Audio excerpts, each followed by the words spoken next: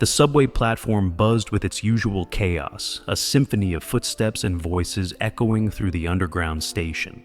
Marcus Thompson, a young software engineer, checked his watch as he waited for the downtown train. His shoulders ached from a long day at the office, but his mother's words still echoed in his mind. Always offer your seat to those who need it more. The train's arrival scattered his thoughts, its doors sliding open to reveal an already packed car. Marcus squeezed inside, managing to find a seat near the middle. He pulled out his phone, scrolling through emails, trying to ignore the gentle sway of the moving train. At the next stop, she stepped on. A tall black woman in her 50s, wearing a simple gray sweater and carrying what looked like a worn leather bag.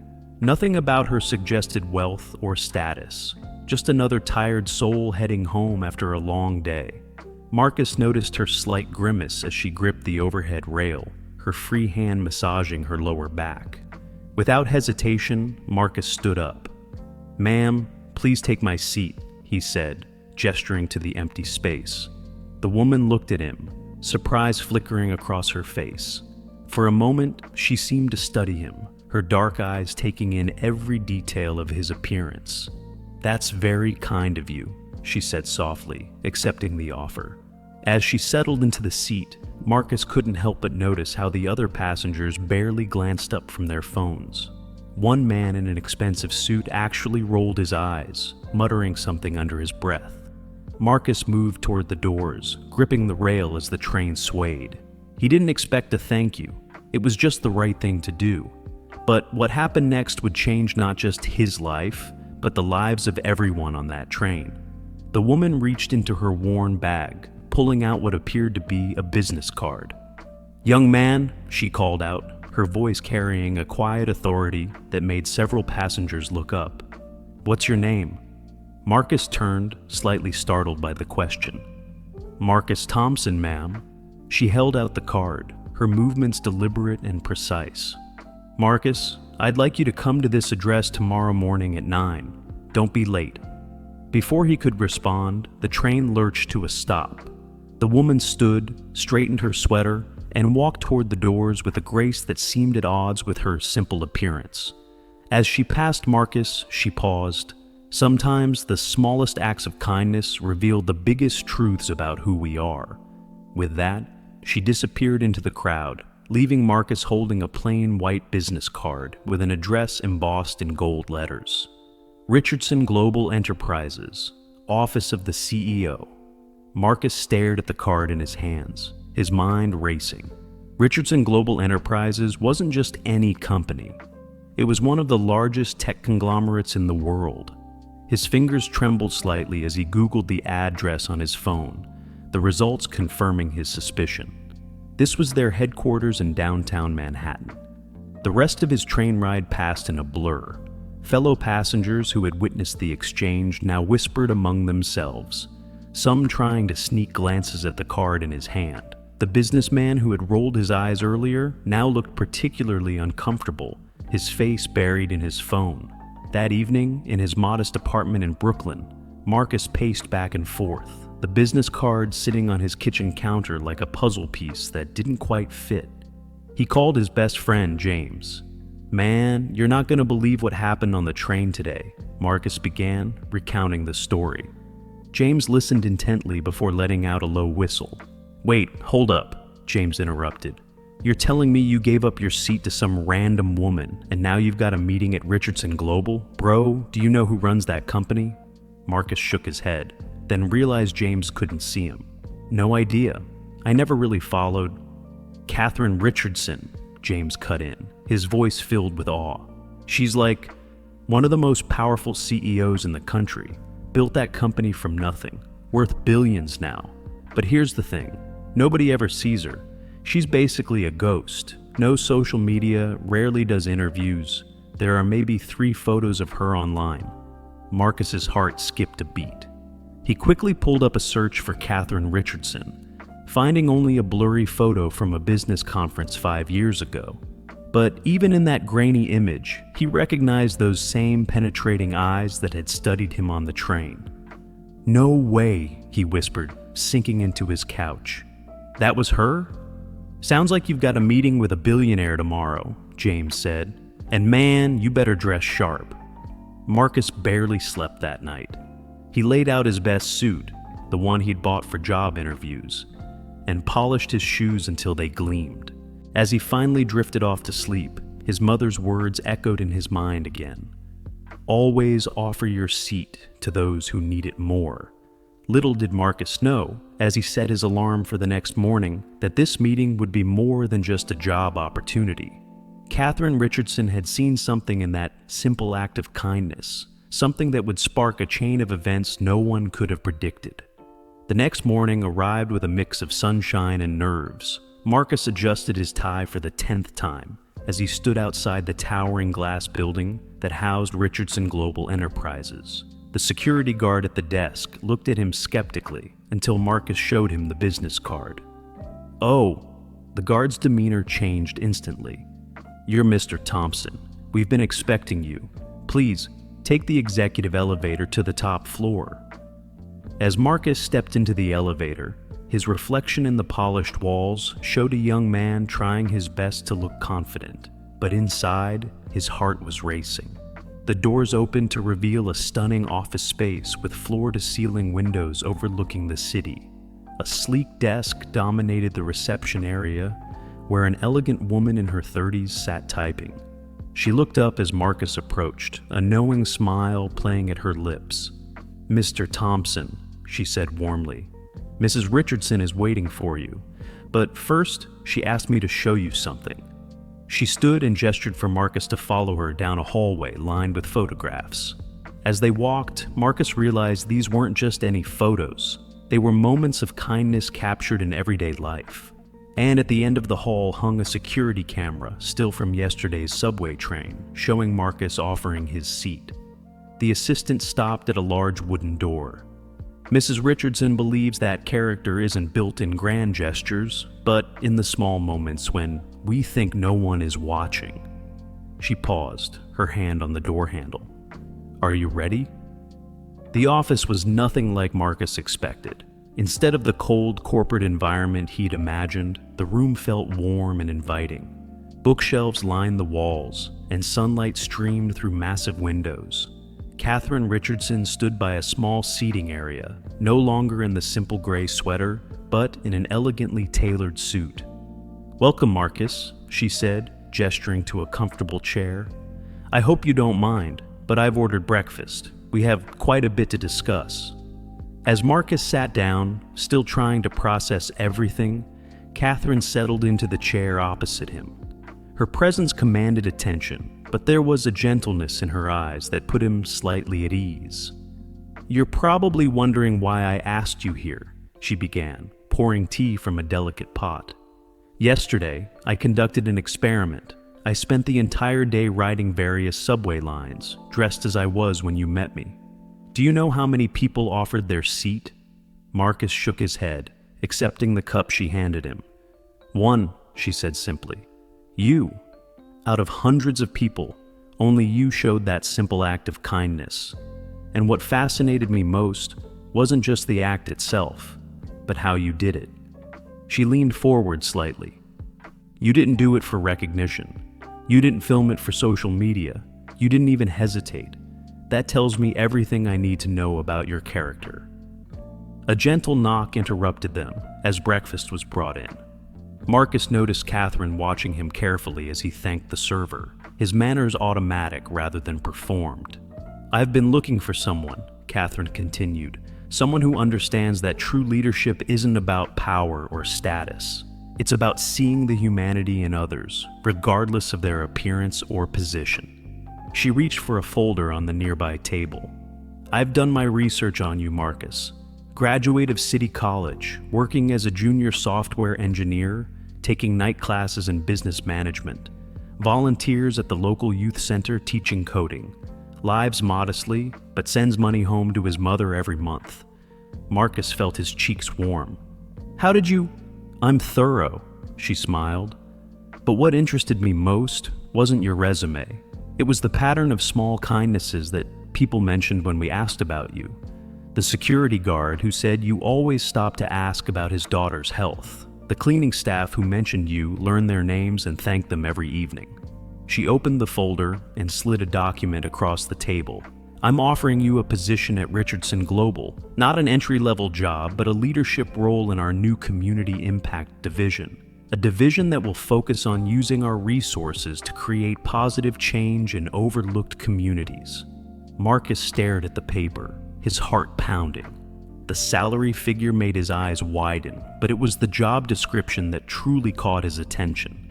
This was an opportunity to make real change, to help people on a scale he'd never imagined possible. But why me? He asked, finally finding his voice. Surely there are more qualifications can be taught, Catherine interrupted gently. Character is revealed. Yesterday you showed me your character, not just in offering your seat, but in how you carried yourself afterward. That's what this company needs. She stood and walked to the window, looking out over the city. You see, Marcus, I didn't build this company just to make money. I built it to make a difference. And sometimes the best way to make a difference is to find people who understand that kindness isn't weakness, it's strength. The breakfast meeting stretched into hours as Catherine shared her vision for the new division. Marcus listened intently, occasionally offering insights that made Catherine nod approvingly. He learned that she regularly disguised herself to understand how people behaved when they didn't know who she was, a habit that kept her connected to reality in ways other CEOs weren't. But there's one more thing, Catherine said, checking her watch. Before you accept this position, I want to show you something. She led Marcus to another elevator, one that required her fingerprint to activate. As they descended, she explained, "What you're about to see is still under wraps. Not even our board knows about it yet." The elevator opened to reveal a vast underground space filled with computers and developers. On the walls were mock-ups of what looked like a social platform, but unlike anything Marcus had seen before. This, Catherine gestured around them, is Project Ripple, a platform designed to track and reward acts of kindness in communities. Using AI and blockchain technology, we're creating a system that can verify and amplify the impact of positive actions. Marcus walked slowly through the space, taking it all in. Like, what happened on the train? He asked. Exactly, Catherine smiled. Imagine if we could create a world where kindness isn't just acknowledged, but becomes contagious. Where people are inspired not by viral videos of pranks or conflicts, but by genuine moments of human connection. She stopped at a large screen displaying a map of New York City, covered in tiny glowing dots. Each dot represents a verified act of kindness that happened today. And this is just the beta test. Marcus stood there, mesmerized by the implications. This wasn't just a job offer. It was an invitation to be part of something revolutionary. The position I'm offering you, Catherine continued, would put you at the helm of this project. You'd be working directly with me to shape how we implement this technology. Your background in software engineering combined with your natural empathy makes you the perfect candidate. As they rode the elevator back up, Catherine added softly, "You know, my father was a subway conductor. He always told me that you can judge a society by how people treat each other when they think no one's watching. Yesterday, you proved his point." Back in her office, Catherine handed Marcus a contract. "Take it home, read it carefully, discuss it with your family. But know this, what happened on that train yesterday wasn't just a random encounter. It was a moment that could change countless lives." Marcus stood, contract in hand, still trying to process everything. As he reached the door, Catherine called out, "Oh, and Marcus? That businessman who rolled his eyes when you offered me your seat? He's been trying to get a meeting with me for months. Sometimes the smallest actions have the biggest consequences." That evening, as Marcus sat in his apartment reading through the contract, his phone buzzed with a news notification. Richardson Global Enterprises announces revolutionary social impact initiative. The article mentioned an anonymous source revealing a $1 billion investment in community development and technological innovation focused on promoting social good. Marcus smiled, knowing he was holding a piece of that future in his hands. But the real story, the one that started with a simple offered seat on a subway train, was still their secret. The next morning, the office building's lobby buzzed with an unusual energy. News of Richardson Global's announcement had spread like wildfire, and speculation about the mysterious new initiative filled every corner. Marcus walked through the main entrance, now holding a security badge with his name and photo. The same guard from yesterday grinned broadly. "Welcome aboard, Mr. Thompson. Mrs. Richardson said you'd be starting today." As Marcus navigated the building, he noticed something different. Every screen in the lobby, elevators, and hallways displayed the same message. Kindness isn't random. It's revolutionary. Below each message was a QR code linking to Project Ripple's beta sign-up. In Catherine's office, a small team had already gathered. They watched in amazement as real-time data flowed across screens, showing acts of kindness being reported and verified across the city. But what caught Marcus's attention was a familiar face, the businessman from the subway. "Mr. Anderson here," Catherine said, a slight smile playing at her lips, "has an interesting proposal for our board. Something about maximizing shareholder value by focusing solely on profit margins." She paused, letting the tension build. "Unfortunately, I'll have to decline. Our new direction requires a different kind of vision." The businessman's face reddened as he hurried out of the office. Catherine turned to Marcus. "Ready to change the world, one small act at a time?" Over the next few months, Project Ripple grew beyond anyone's expectations. The platform launched officially, and stories began pouring in from across the globe. A teenager in Tokyo helping an elderly man with his groceries. A teacher in London staying late to tutor struggling students. A bus driver in Chicago waiting an extra minute for a running passenger. But the most powerful impact happened where it all began, on the New York subway system. Cameras captured a remarkable shift. More people offering their seats, helping with heavy bags, assisting lost tourists. Each act creating a ripple effect that inspired others to do the same. 6 months after that fateful subway ride, Marcus stood on a stage beside Catherine at Richardson Global's annual conference. The audience fell silent as she shared their story. The CEO in disguise, and the young man who showed kindness without expecting anything in return. "Sometimes," Catherine concluded, "the greatest innovations don't come from technology or algorithms.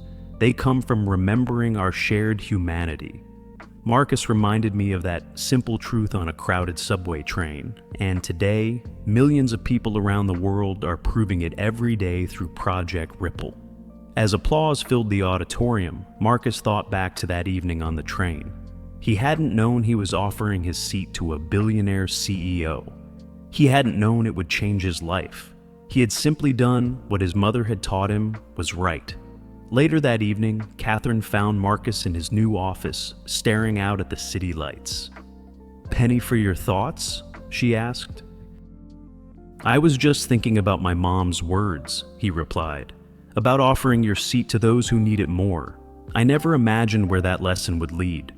Catherine smiled warmly. "The best lessons often come from the simplest truths." Speaking of which, she handed him a tablet displaying Project Ripple's latest data. "Your mother's youth center program has become our most successful pilot project. Turns out kindness runs in the family." As they stood there, watching the city below, Marcus realized something profound. Success wasn't just about climbing corporate ladders or accumulating wealth. Sometimes it was about having the courage to be kind when the world expects indifference.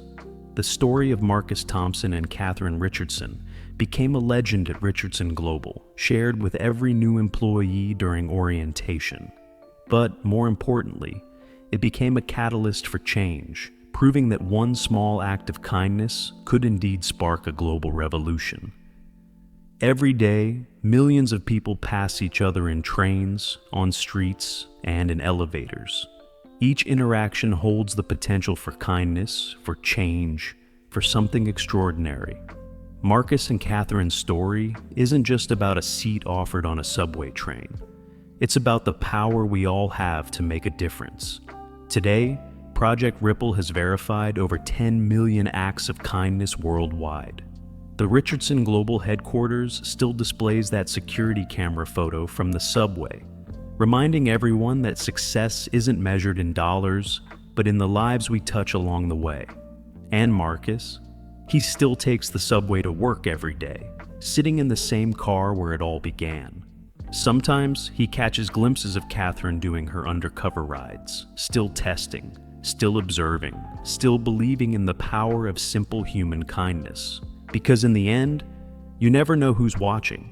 You never know how one small gesture might change, not just a life, but the world. The person next to you could be anyone, a CEO, a future friend, or someone who just needs a reminder that kindness still exists.